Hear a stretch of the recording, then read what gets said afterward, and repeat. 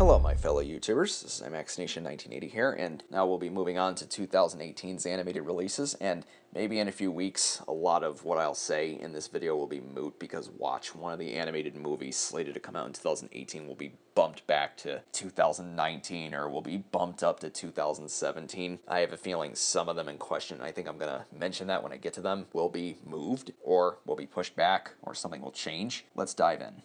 The first animated release of 2018 will be from Paramount Animation. Well, actually, it's a Paramount Animation co-production. I believe it will be, because Paramount is distributing this film, and Paramount is starting their animation studio, already have, with SpongeBob Sponge Out of Water, and then this coming January with Monster Trucks. Paramount is teaming up with a couple studios to make a movie called Sherlock Gnomes. This is actually a sequel. What's it a sequel to? A 2011 feature called Romeo and Juliet. Anyone in the animation will know what Romeo and Juliet is. But if you didn't know what Romeo and Juliet is, now you know.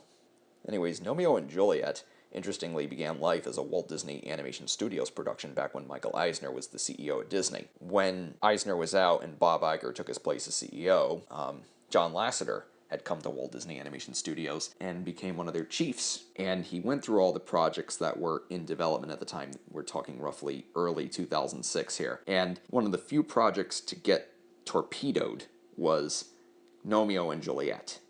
So Romeo and Juliet went to Miramax, and Disney at the time were partnered with Miramax, I believe, or Miramax was in the midst of breaking away from Disney, but Miramax had it for a little while, and then it just sort of floated until one day Starz Animation and Rocket Pictures did the film, and Disney released it under the Touchstone banner in 2011 with little fanfare, though oddly enough the movie opened with $25 million at the box office and nearly made 4 times that amount. It nearly made $100 million at the domestic box office, showing that it had legs, even in the face of some March and April competition. And it got middling reviews at best, and of course, it is what it says on the can, much like Sherlock Gnomes. And Sherlock Gnomes, which is a direct sequel to it, it's not about a different set of gnomes. Romeo and Juliet will be in this story. It was announced a long time ago, and I had a feeling for years that it wasn't going to happen, but until it was announced a couple months ago, and that Paramount Animation might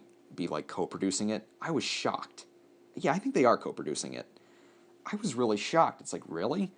That'll be roughly 7 years since the first one. Will they be back? Like, will the audiences that made Romeo and Juliet such a tiny little modest success, will they be back? I don't know. Who knows about box office? Who knows with box office anymore? But I haven't seen Romeo and Juliet. I know a lot about its history, but I've never seen the movie itself. From what I've seen of it, it just doesn't seem like my cup of tea, but I've heard mixed things. Some people have said it's actually okay. Other people have said it's just shovelware. And some people say it's pretty good, so I don't know. I find the premise a little interesting, Romeo and Juliet, but retold with garden gnomes. I mean, I like garden gnomes, so I don't know.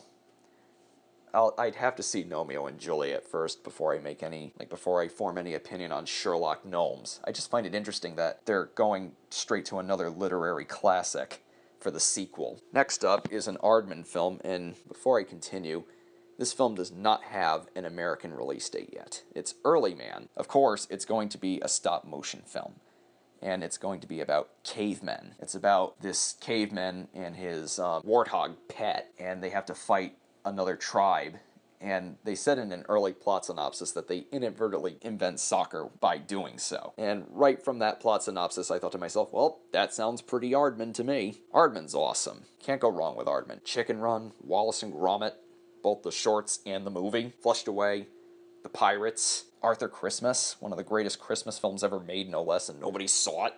I saw it in theaters, but not too many people did. Interestingly enough, Aardman almost made a caveman movie a decade ago, back when they were partnered with DreamWorks, and for anybody who doesn't know, here's a little history. Aardman partnered with DreamWorks in the 90s to create stop-motion features, the first of which was Chicken Run, and that was a big success in 2000. 5 years later, they did Wallace and Gromit, The Curse of the Were-Rabbit. Around this time, Aardman was starting to have trouble with DreamWorks, because at the time, DreamWorks wasn't being run the way it is now, and there were a lot of creative differences between the two studios. But during this time, they were developing a feature called Crude Awakening.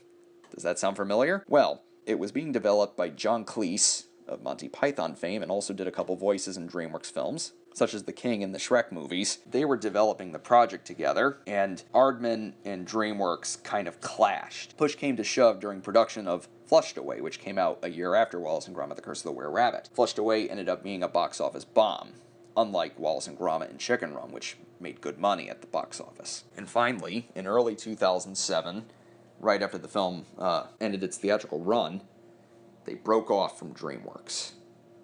And DreamWorks kept the Crude Awakening project, and they gave it to Chris Sanders of Lilo and Stitch fame. So Chris and Kirk D'Amico reworked Crude Awakening into the Crudes, but it had to be put on hold for a little while because Chris ended up working on How to Train Your Dragon. He was pulled off of the Crudes and put onto Dragon to fix that one, and then went back to the Crudes after How to Train Your Dragon was completed. In a way, Aardman doing a caveman movie is like them making up for that unrealized Crude Awakening project that they were developing with DreamWorks a decade ago. But anyways, it sounds very quirky and fun, and I'm very curious to see what Aardman's take on, caveman stories, because cavemen have been done to death in animation. The Flintstones, the Crudes, all kinds of movies and shows and all kinds of things. Cavemen have been done to death. But Aardman always puts fresh spins on new things. I mean, look what they did with the Pirates. Look what they did with the Christmas movie. Like, Arthur Christmas from the trailers looked like a cliche Christmas movie about elves. It almost looked like Previn Landing. But it turned out to be so fresh and so well made and so heartfelt and so creative. Don't doubt Aardman. They can take any little premise or any weird idea and make something so cool and so unexpected out of it. And they have that quirky, witty charm about them. I'm there day one. That is currently scheduled to open January 26, 2018 in the UK. Hopefully somebody, and not Lionsgate, gets their hands on the picture for US distribution, because look at what Lionsgate did to Shaun the Sheep movie. I know, horrible. Then again, Sony didn't really do them any favors either, and they broke away from them. They were supposed to do 5 pictures with them, but after the Pirates, they broke away. And it's no shock why. Anyways, next up is an untitled Warner animation film, and I have a feeling that this is going to be an original film. This one is currently set for February 9, 2018. I don't think it's going to be a Lego movie, because Lego Movie sequel is set for May 25th, 2018, and Lego Batman movie's all set, and Lego Ninjago's all set. I don't think this is going to be a Lego movie. I think this is going to be an original project, or a Hanna-Barbera-based project, because they have a lot of those in the works too. They have a Flintstones animated movie in the works, they have a Jetsons animated movie in development, the Scooby-Doo one, which is titled Scoob, as an acronym, SCOOB, that has a release date. But I think this project is going to be an original, and I think it's going to be Smallfoot. When Warner Brothers announced that they were going to relaunch feature animation with Warner Animation Group, they said that outside of the Lego movie, 2 other projects in development were Storks and Smallfoot. Storks is coming out this coming autumn. I'm sure you've seen the teaser for that, or you will eventually. The new trailer will probably be released before Nemo, or maybe The Secret Life of Pets. Nemo, why did I say Nemo? Dory, or The Secret Life of Pets. Warner Animation Group, I'm going to separate them from the previous Warner Animation projects, Iron Giant, all those. I'm going to call Lego Movie Warner Animation Group's first film. Just strictly referring to Warner Animation Group.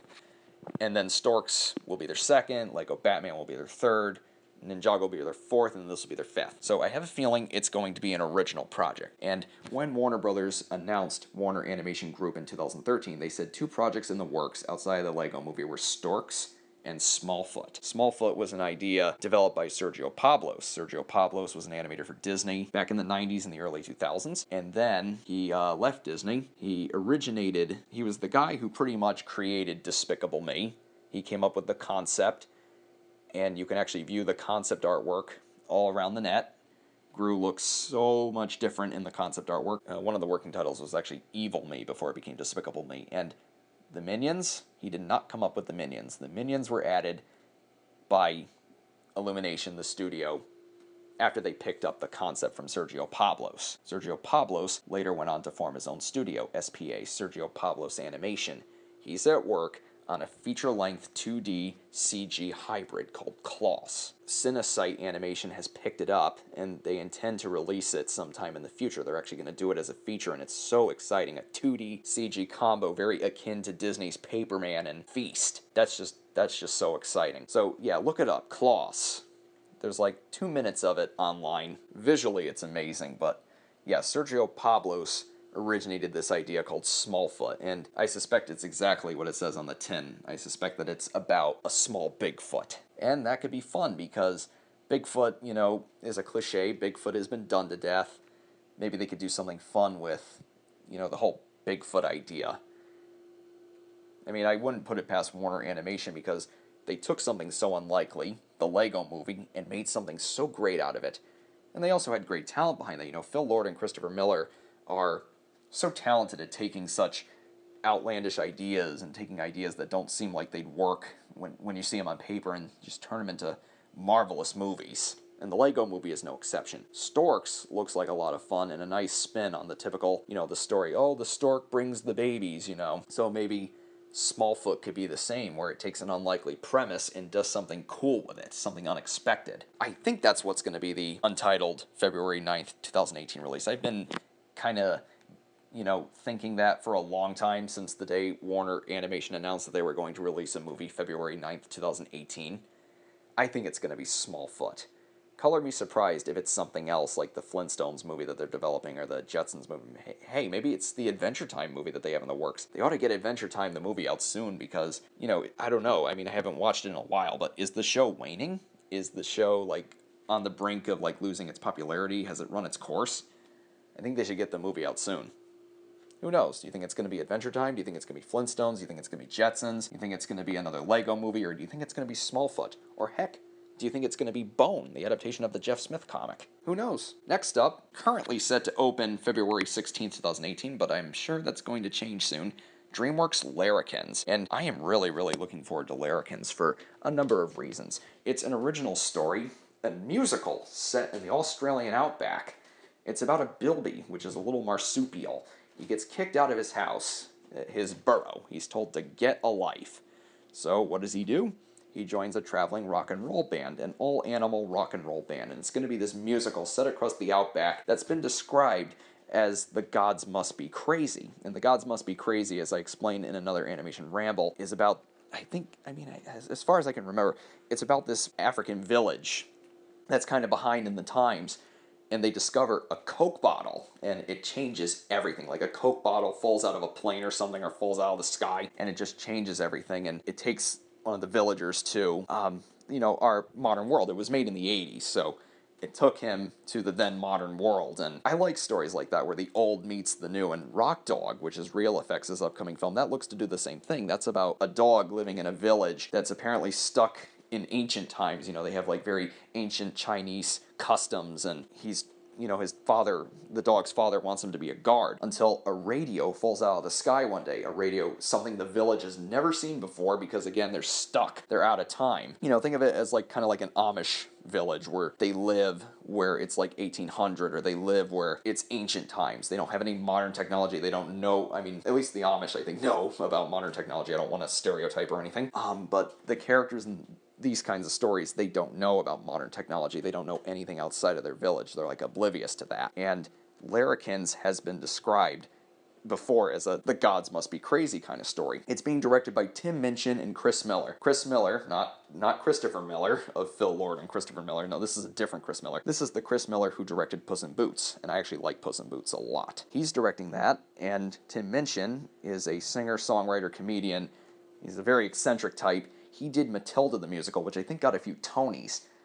This will be, I think, his feature film directorial debut, and it's exciting to see him take on an animated story, and I think he wrote it too. He's going to definitely write the music, of course. It sounds very different for DreamWorks, and they got the cast now. They got like Margot Robbie, Hugh Jackman, nothing but Australians, which is good. Hopefully they get Bruce Spence in there. Bruce Spence voiced Chum in Finding Nemo, the Mako shark. Bruce Spence was also the gyro captain in Mad Max 2, aka the Road Warrior. So hopefully they get him into the movie, and they get some Mad Max references into the movie too, because, in case you didn't know, Mad Max is an Australian film series. Larrikins has me interested. It has a very goofy, very out there premise. I like very oddball premises like that, and to me, it sounds more interesting than a lot of the other movies on DreamWorks' current slate. Like, it grabs me more than something like Boss Baby, or Captain Underpants, or Trolls. I'm not saying those movies are going to be bad. It's just that Larrikins, because it's so quirky and so weird, that appeals to me more. I like when people try new things and they come up with oddball ideas, because I'm a very oddball person myself. You know, I write very weird and very unconventional stuff. So I'm all for it. And it's going full speed ahead from what I'm hearing. DreamWorks is gung-ho about it. They're going to make this movie. I'm sure you all know, I'm sure you know that Comcast is acquiring DreamWorks at the end of the year for over $3 billion. And it was questioned by many, myself included, what films would be released by Universal, because DreamWorks' distribution deal with Fox is set to end in summer 2018 with the release of How to Train Your Dragon 3. But according to recent reports, and these are coming from websites like Deadline and such, according to recent reports, Larrikins might shift to Universal. It won't be released by Fox anymore. Now, this means the release date could change, and honestly it should. The same day as Black Panther? No. And also a week after Warner Animation's Untitled project, whatever that'll be. And Fox, I don't think Fox has done that good of a job marketing DreamWorks movies anyways, outside of home, but that's about it. So basically, yeah, it's unknown whether it will move to Universal or not, but it's expected to. I think it will eventually, but if it moves to Universal, I think that means it'll be pushed back. Either that or they'll find a better date for it beforehand. There's a lot of changes that need to be made to DreamWorks' slate, as I said in one of the previous rambles. The Croods 2 opening against Star Wars Episode 8. I'm sure they're considering changing it, but I guess they're waiting to see what happens with the Comcast Universal deal, and I guess they're waiting to see if the films that are supposed to be distributed by Fox go over to Universal. It's very similar to the situation Paramount faced when Disney bought Marvel, because when Disney bought Marvel, Paramount was set to distribute the Marvel movies up until Iron Man 3, but because Disney had bought Marvel before production on The Avengers and Iron Man 3 began, they had to work something out. So Paramount got like a $115 million compensation package. Disney distributed The Avengers and Iron Man 3, but due to a little compromise in the contract, Paramount's logo appears in the trailers for those films, on the posters, and all the marketing materials, with no mention of Disney whatsoever. And they appear at the beginning of the films as well. Disney's name only appears at the very, very, very end of each. But Disney distributed both of those films, but because of the agreement, Paramount's name is on those. Maybe something similar will happen with Fox, where Fox gets a compensation package for those final movies, and they also get to keep their logo on them, but who knows? Maybe even How to Train Your Dragon 3 could move, because right now, and we'll get to that, actually I'm going to get to that, How to Train Your Dragon 3's release date right now, I've been questioning that. So we'll end this one right here, pick up in the next one. Larrikins, it sounds like it's going to be awesome. I mean, I've been on board this one since the day they announced the premise. Sign me up.